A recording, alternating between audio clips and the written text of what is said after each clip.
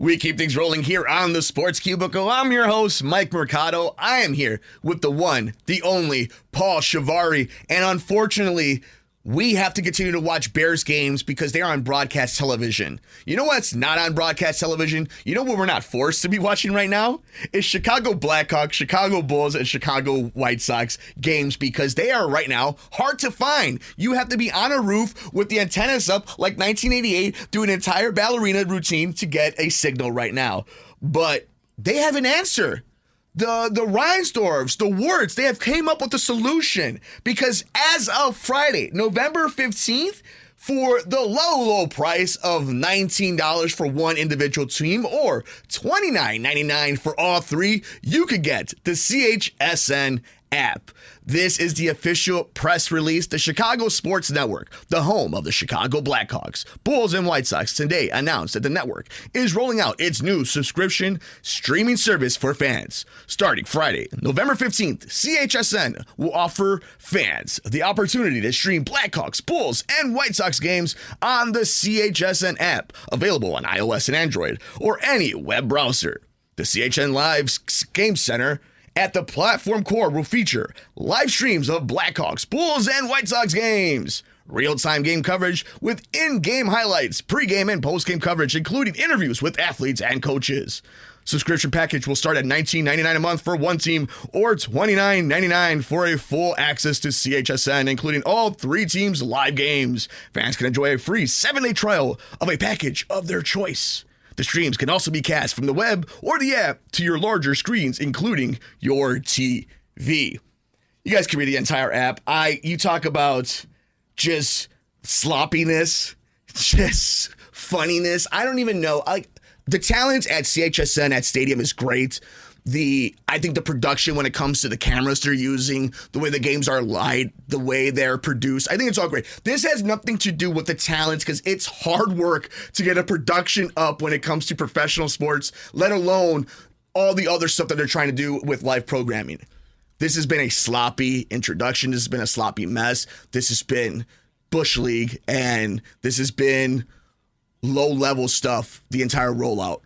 Paul, I want to get your thoughts on kind of the CHSN entire situation now that we finally got to the moment where there's an app for it finally weeks into everybody's season. Yeah, I'm wondering if the reason why it took so long for the app to get unveiled is because of the carryover, like the literal contract kind of ending at the end of the baseball season, but then you have just a few weeks until the hockey season starts, or even then the hockey preseason has kind of started. So it's like timing, I think, was always going to be an issue with this. At the same time, though, I think if Comcast Sportsnet or NBC Sports Chicago, whatever it was, would have just walked on the last month of the White Sox and paid like a fine, I don't think anyone really would have noticed or cared.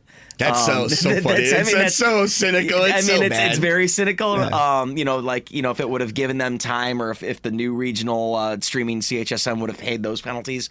I don't know the business behind that, but I'm wondering if that's a big problem. The other thing too is just the state of the regional sports network right now is really weird to begin with. Because we've been kind of off the air kind of arguing about this. Once you guys pointed out to me that living so far away from Chicago, even I get an over-the-air option out in Rockford, I was like, oh, and I programmed it on my television, and it worked on one of them, and it's like, great, comes in crystal clear. I get the two channels, the 19.3 and 19.4, so that there's two games on at the same time.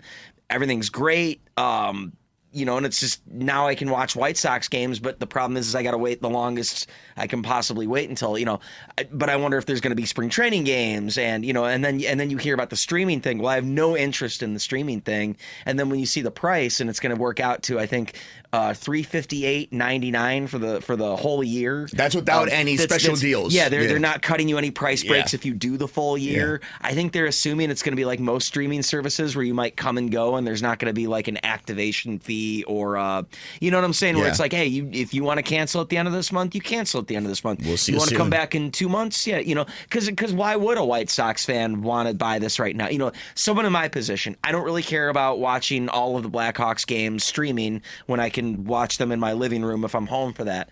Bulls aren't worth watching to me right now. But it's the same option. White Sox are a team that I would go out of my way to watch regardless of how bad they are. I'm excited to wait. Why would I pay $40 a month or $30 a month for them for now until February or even March, and then the thing is, I'm one of those heads that actually would watch spring training games, but I already get that through MLB TV, which will automatically renew. Most spring training games are already on there, so I'm wondering if there's going to be a conflict with that. Which is another subscription-based thing that you're paying for on top of what we need with CHSN. That they're going to automatically renew me for, and I might not even want. I mean, like last season, I didn't use it as much. I don't know if that's White Sox or just me being curmudgeonly and middle-aged, or if there's less time in my life or whatever it is. But more and more, they're making it less appealing for me to want this sort of thing. But I argue that, CHSN is doing everything within their power to try and get into as many people's homes as possible. Yes. And I've heard nothing but complaints. Because it's just the way it's been rolled out. It's the very stereotypical Chicago sports thing, whether it's from a stadium to the way they build a coaching staff to rosters, and you could go across the board of any of the organizations. It's just the way that it's been rolled out and the way it's been messaged and the way it's been marketed. It has not been a well-received, PR thing. Like the PR, I can agree with that. I feel like they could have been way better about that, especially since I had to hear it from you guys that there was an over-the-air option. Yeah. When I was like, oh, there's no way I'll pick up Chicago. And you work in the media. Yeah, and I work in media. So this is the one thing that I I would point to. I think that was the thing is September 30th their contract runs out with NBC Sports Chicago. And then October 1st, they launched the new thing. For sure. They knew that, but I'm wondering, I don't think you can have too much carryover. You know what I'm saying? So like you're saying a lot of the staff and a lot of the personnel from the first one. So like legally, were they even allowed to start planning this? But let's take that out of it because that's a great point. Because I think that's part of the reason why. But you're right. You're right. This could have been better marketed. 100%. It could be better. But the IT could have been better. Because here's the thing. While you might not have been able to take, let's say, Jason Goff, right? Yep. You might, because he was under contract with NBC, Comcast, there might have been some sort of stream coder, like an app maker. Because when the Cubs, never forget when Marquee came out and they knew they were going to be off NBC Sports and they were going to be off ABC. They stopped everything in their R&D, in their digital department, and their focus from that point on was we need to get Marquee up and running as an app and as a channel. They took away all the resources of what was currently going on. So at no point did anybody... But I think they were limited by what were the rules behind streaming and app making. Like that was still kind of early. Compared to now, though. I think they were more concerned at the beginning trying to get in the living rooms through the television providers. Which is my next big thing. And I think what you're noticing is there's less and less of a focus on that, and a lot of that has to do with those television providers. But this is my problem with the way they handled it, though, is from Jump Street.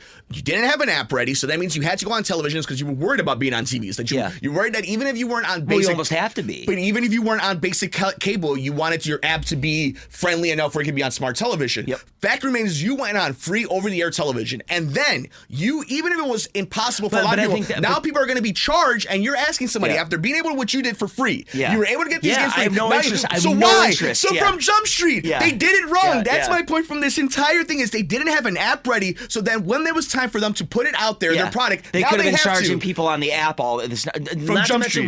So reading one article, Bleacher Nation kind of covering this, and Tab Banford, he was mentioning in an Athletic article where they're talking about how it took 3 years for Marquee to get off the ground.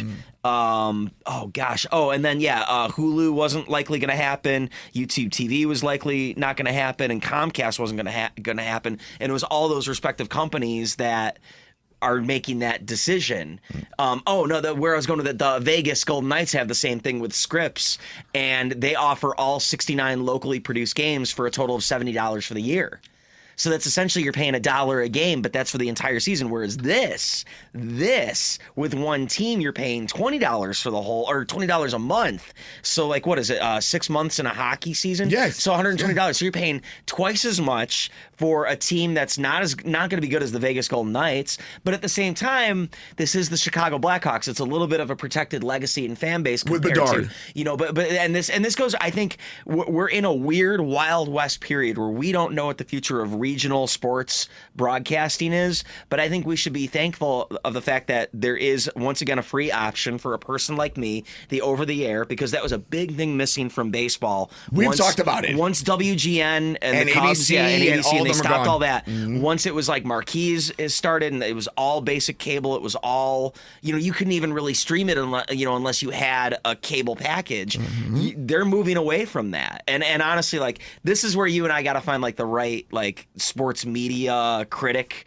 or sports media, which we're gonna like, find. guru, that can kind of explain kind of the business aspect of this and all of this. But I think what you're seeing right now is that the complaints that you and I have been making, me especially for the last few years with baseball, it's like, these blackout restrictions are so old and archaic, and now nowadays people want something in their hands, they want easy access to it, but at the same time there's the cord cutters, but at the same time these major corporations like DirecTV and Comcast still need to make their money, so they're going to figure out a way to do this. But yeah, I mean, my advice to anybody out here that complains about it, though, is try and get an antenna. If you live remotely near, like with me, I don't have the most powerful antenna. It's not on my roof. It's in my attic.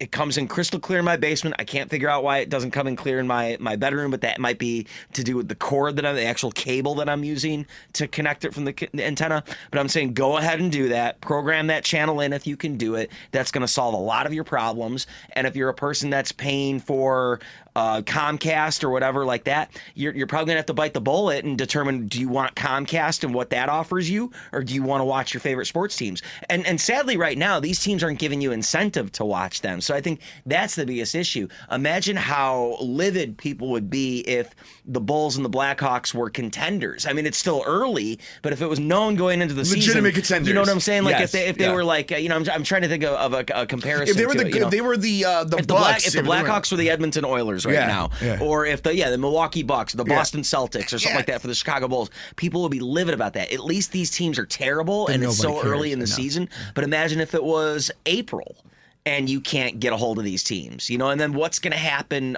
when? Don't they have like the first round of the NBA playoffs, the NHL playoffs are kind of usually at doubled. The end of April, they're doubled, May. The first round are like doubled by the local, so like if you can't get those games, assuming that these teams would even make it to the playoffs of their respective things. So like there's plenty of time for CHSN to figure out how they're going to present themselves to the White Sox. Lucky for them, it doesn't ultimately matter because the White Sox might be trending to be even worse than last year, and last year's team was literally the worst team in Major League history. So it's an interesting time to launch something like this. My worry is that we're going to look back on this like 10 years from now, and it's going to be like Sports Vision, where you had to get in the 80s, where you had to get the special box to watch White Sox games, which we learned later, what were they playing when it wasn't White Sox games? Porn, so it's a little different from those days, but at the same time, it still might be one of those things where you look back on it, it's like, gosh, I can't believe we had to do that. Or like Olympic triple cast back in the 92 Olympics, where you had to buy like 3 pay-per-view channels, whereas nowadays you can watch everything on Peacock for the Olympics. So it's weird how we're in a weird era. It's going to figure itself out, but at the same time, it's probably going to be both screwing the consumer and not maximizing profit for the businessman. And the sports league will probably reap the benefits off of it. And we keep talking about price, and the interesting is if you look at all the subscriptions, right, from Peacock to Paramount to Netflix, and we're going to be talking about the Jake Paul and Tyson fallouts, you have people who are spending a lot of money. A UFC pay-per-view, we just saw John Jones versus Stipe Miocic at Madison Square Garden. That's $89. The people are spending a lot of money for what your value is. So if you have, like you mentioned, the Vegas Knights being there for $79 for the entire season, which is $1 a game, compare that to other value. What is the value in a sports fan wanting that? If I could pay $80 for an entire season for a team that's good, like you mentioned, record matters, comparative to I'm asking you to pay the equivalent of 3 pay-per-views in 3 months for bad teams. It's that. It's what is the value of something? Is Mike Tyson versus Jake Paul, would it have been worth $80? No. But because everybody in America and their mother has a Netflix account, it's worth it. Price and value matter. And if you're charging somebody $30 for a bad product, nobody wants to pay for it. But we want to know your thought. Let us know What do you think about all these changes going on in the sports media world? We know that winter is coming, so more people are going to care because the time I was spending outside with family and friends and holiday means that it's time to put on sports. So maybe the teams suck, but you're going to need to watch something. So we'll see if the Roosters come to Crow. He's Paul Chivari. I'm Mike Mercado. We got a whole lot left on this edition of the Sports Cubicle.